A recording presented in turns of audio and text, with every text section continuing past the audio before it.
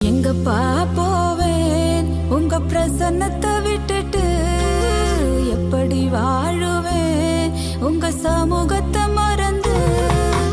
எங்கப்பா போவேன் உங்க பிரசன்னத்தை விட்டுட்டு, எப்படி